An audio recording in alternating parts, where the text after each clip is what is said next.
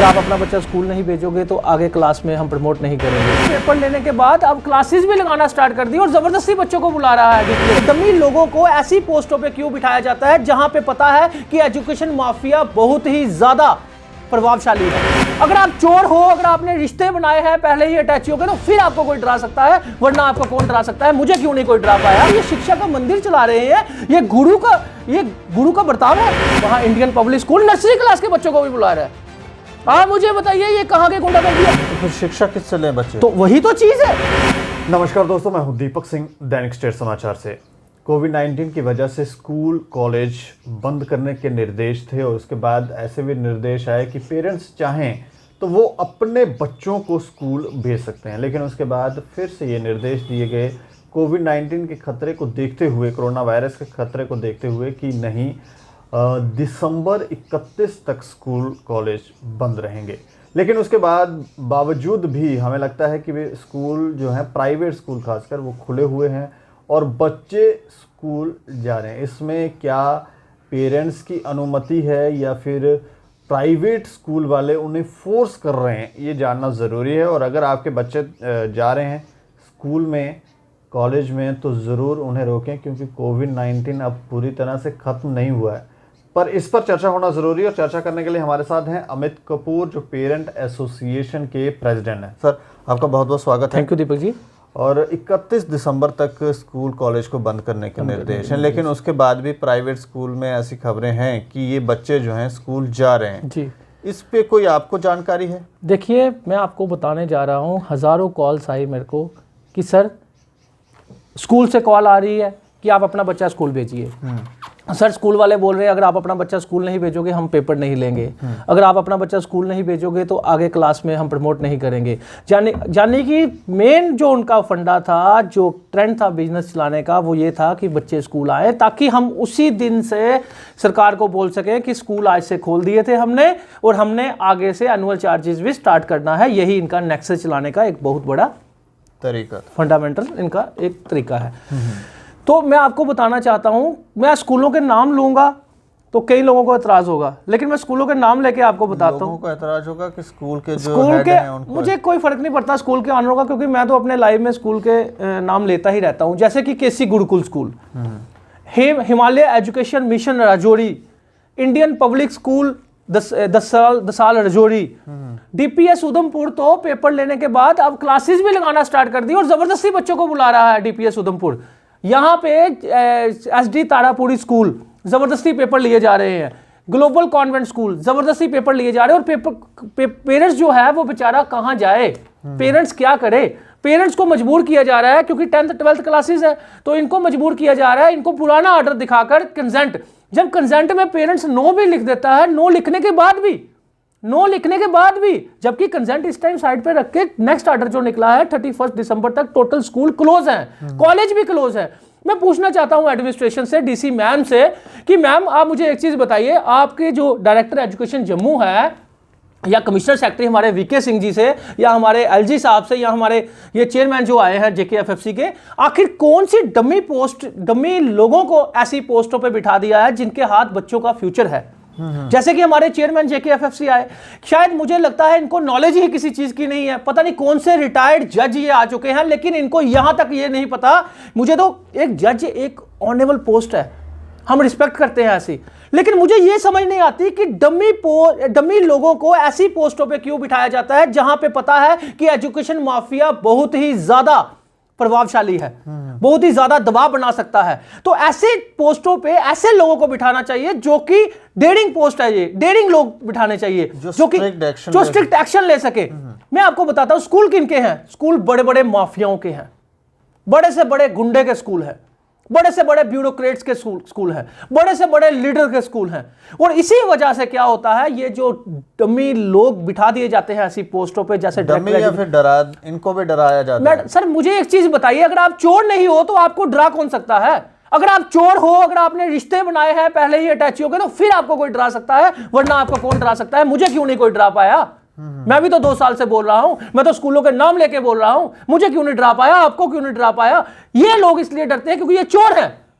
अगर ये चोर ना हो, अगर ये एडमिनिस्ट्रेशन एजुकेशन डिपार्टमेंट ये चोर ना हो, एजुकेशन डिपार्टमेंट के ब्यूरोक्रेट्स अगर चोर ना हो, इनके रिश्ते ना हो, अटैचियों के इनके दोस्ती के रिश्ते ना हो, तो ये तो डरे ही ना। किस चीज का डर है? मतलब ये स्कूल वालों से पैसे लेते हैं, अटैचियों के रिश्ते बनाते हैं या दबाव के नीचे आते हैं, हमें ये नहीं पता। लेकिन यहां तक ये लगता है, आप मुझे एक चीज बताइए, कोविड-19 इतना ज्यादा पीक पे है, ठीक है, मानते हैं इस टाइम मीडिया बहुत कम बता रही है कोविड-19 को, लेकिन उसके बावजूद भी आप देखिए इस टाइम इलेक्शन चल रही है, तो इस टाइम इलेक्शनों का ज्यादा जोर है, इस टाइम वो मुद्दे ज्यादा उठे हुए हैं। उसकी वजह से क्या है, कोविड-19 को पीछे एक बैक साइड पे, बैक स्टेप पे रखा गया है। लेकिन मैं आपको पूछना चाहता हूं, मैं एडमिनिस्ट्रेशन को पूछना चाहता हूं, अगर कोविड-19 खत्म हो चुका है तो आपने एयरपोर्ट पे टेस्ट कैसे स्टार्ट कर दिए अभी दोबारा? जब जम्मू कश्मीर में एयरपोर्ट पे टेस्ट दोबारा स्टार्ट हो गए कि कोई भी टूरिस्ट आएगा पहले उसका टेस्ट होगा फिर वो बाहर आएगा। नहीं, बाजारों में भी हो रहा है, जो हो रहे हैं ना। तो आप ये चीज सोचिए कि टेस्ट जोरों से चल रहे हैं, कोविड-19 इतना पीक पे है, बाहर की स्टेटों में कितने बच्चे जो हैं वो लास्ट मंथ कोविड-19 पॉजिटिव आ गए। तो जम्मू कश्मीर में ऐसा क्या है, इन लालची ऑनरों को, लालची स्कूल वालों को, जो बच्चों को जबरदस्ती बुला रहे हैं स्कूलों में और जो कंसेंट नो लिख के दे रहा है। सबसे बड़ी बात, केसी गुरुकुल स्कूल में जब बच्चे बुलाए गए तो चंद बच्चे आए।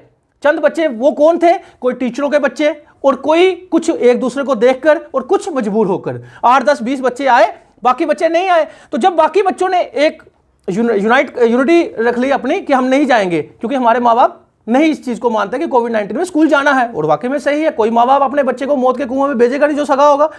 तो जब नहीं भेजा तो 3 बजे इन्होंने हार के स्कूल वालों ने पीडीएफ फाइल ऑनलाइन भेजी कि भाई ये आप पेपर देकर भेजिए, और साथ ही पेरेंट्स को ब्लैकमेल किया गया टीचर के द्वारा कि अगर आपके बच्चों को हमने पीडीएफ फाइल तो भेज दी है, आपने बच्चों को स्कूल नहीं भेजा, हम आपके बच्चे के पीडीएफ फाइल हमने भेजी, हम जो इंटरनल मार्क्स है वो नहीं देंगे, हम आपके पेपर चेक नहीं करेंगे।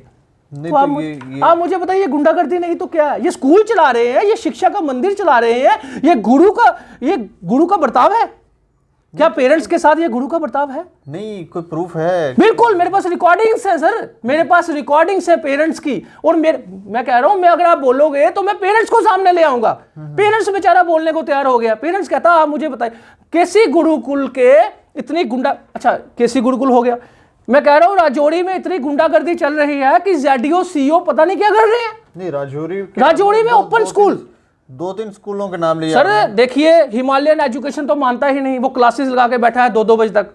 वहां के गांव दराज के लोग हैं। मंजाकोट में स्कूल लगा हुआ है, दलासा एक जगह का नाम है, वहां Indian public school nursery class के बच्चों को भी बुला रहा है। आप मुझे बताइए ये कहां के गुंडागर्दी है? अखनूर में स्कूल पेपर ले रहे हैं जबरदस्ती। यहां के स्कूल जो है जबरदस्ती डेट शीट निकाल के लोगों को ब्लैकमेलिंग करके फीसें दीजिए नहीं तो आपके पेपर नहीं लिए जाएंगे। और पेपर, आप मुझे बताइए, पूरे साल ऑनलाइन स्टडी रही, पूरे साल ऑनलाइन स्टडी रही, तो ऑफलाइन पेपर लेने का आप जबरदस्ती क्या लेने का मकसद है? नहीं तो आपने कोई एडमिनिस्ट्रेशन से हमने ज्वाइंट डायरेक्टर को सुनाई, ज्वाइंट डायरेक्टर को कंप्लेन कर दी, स्कूलों के नाम दिए बकायदा, स्कूलों के नाम दिए बकायदा। जब ज्वाइंट डायरेक्टर को पूरे स्कूलों के नाम दिए गए, ज्वाइंट डायरेक्टर ने क्या किया, डायरेक्टर एजुकेशन जम्मू में, डायरेक्टर एजुकेशन जम्मू के असिस्टेंट को दिया आगे कि हम आपको कल बताएंगे। अभी तक 3 दिन हो गए, अभी तक कुछ भी नहीं बताया गया। यानी कि ये लोग भी जो हैं ये डरते हैं किनसे? स्कूल वालों से। भाई साहब, अगर स्कूल वालों से डरना तो जॉब छोड़ के घर में बैठिए।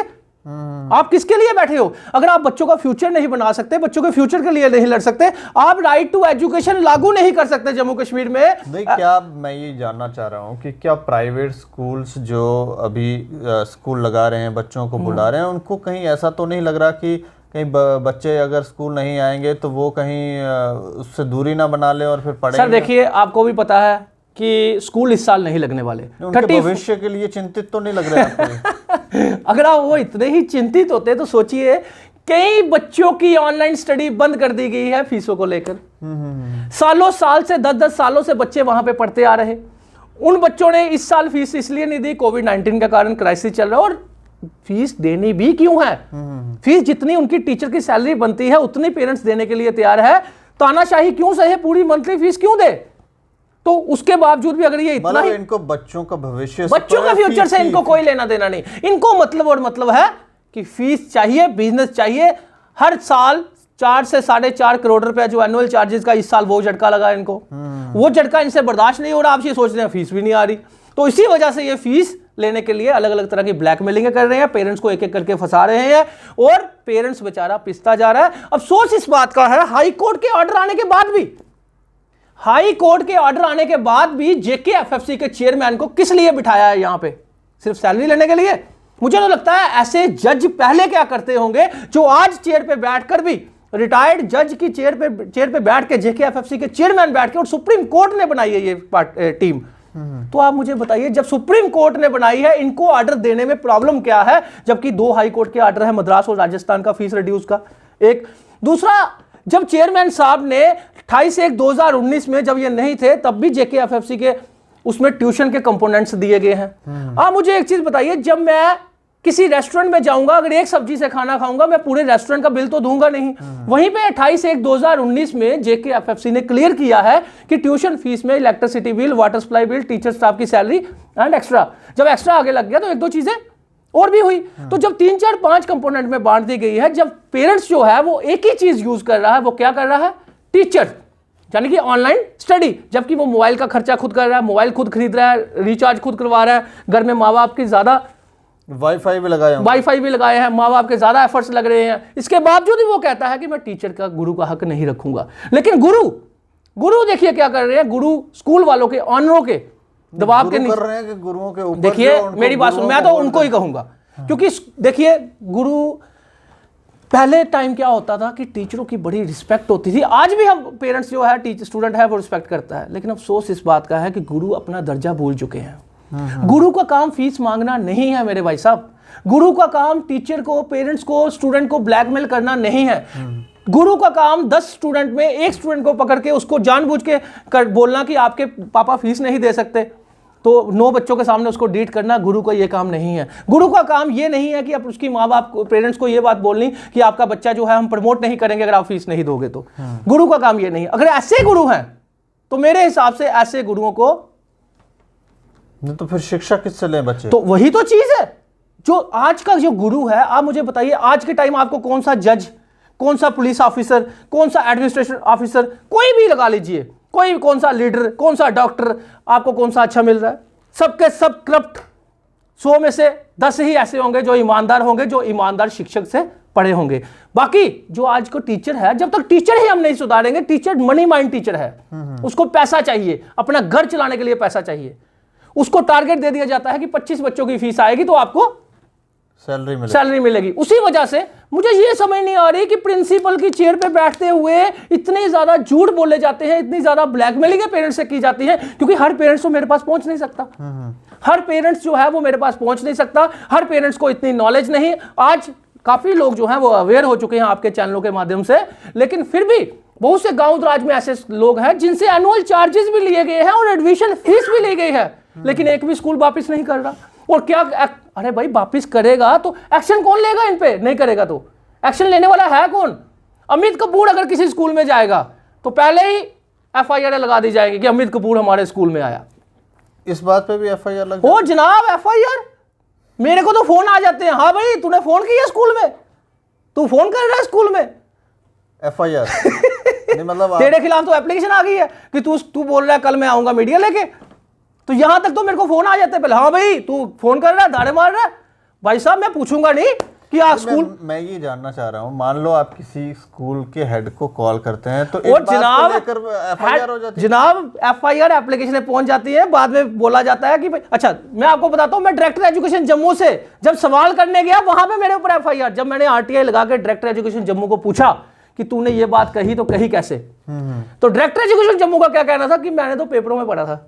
तो आप पेपर कौन से, स्टेट टाइम जैसे पेपर जो 500 रुपया लेकर न्यूज लगवा देते हैं, और राजलू जा जो कि जेके पब्लिक स्कूल अपना उसका स्कूल है, तो वो तो मेरी न्यूज लगाएगा झूठा। और जो लगवाने वाला था नरेश शर्मा, वो आज आपको देख रहे हो, वो बेचारा, आप सीधा सीधा पेपर वालों को टारगेट कर रहे हैं। मेरी बात सुनिए, मैं सभी को नहीं कर रहा, सभी देखिए तालाब में एक मछली गंदी हो तो सभी गंदे नहीं होते, बाकी वो अपना कर्म कर रहे हैं, लेकिन एक चीज, ये इसका अपना स्कूल है तो इसने मेरी झूठी न्यूज लगाई, तो वही देख के डायरेक्टर एजुकेशन जम्मू ने बोल दिया कि अमित कपूर ऐसा है। तो भाई इनकी भी मिली भगत है। तो सर ये मेरी बात नहीं समझे, ये सबके सब एक कहते हैं अपने स्कूल से, इनका बिजनेस खत्म करने पे आ चुका है, करोड़ों रुपया इनको नुकसान हो चुका है। एनुअल चार्जेस इस साल नहीं लिया गया, जो कि इनको आदत पड़ चुकी थी 4-5 करोड़ रुपया इन्होंने इकट्ठा करना। बुक्स शरेआम ये स्कूलों में बेचते हैं, यूनिफॉर्म का नेक्सेस इनका नहीं चला इस बार, तो इसी वजह से ये लोग फड़फड़ा चुके हैं, तो इसी बुखला गए हैं। और हमारे लीडरों की देखिए,